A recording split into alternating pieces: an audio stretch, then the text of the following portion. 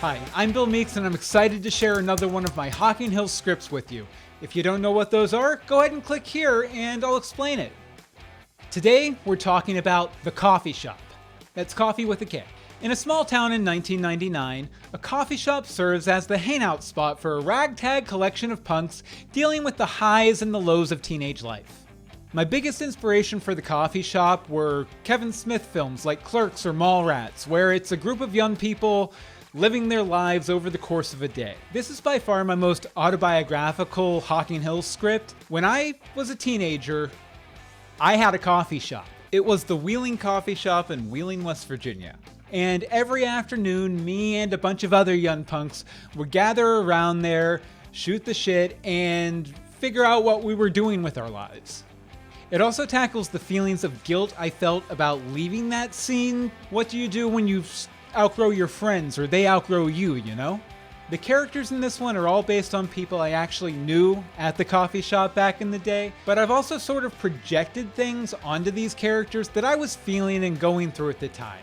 You know, different aspects of myself.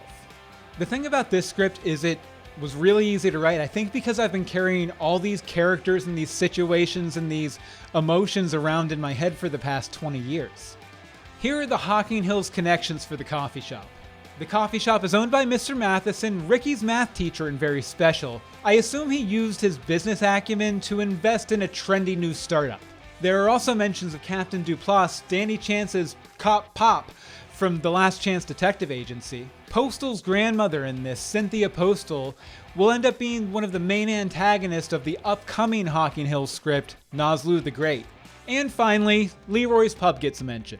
My favorite little game that's played throughout this script is between the employees of the coffee shop, because there's a new employee that comes in at the beginning of the script and she doesn't understand why coffee in the coffee shop is spelled with a K.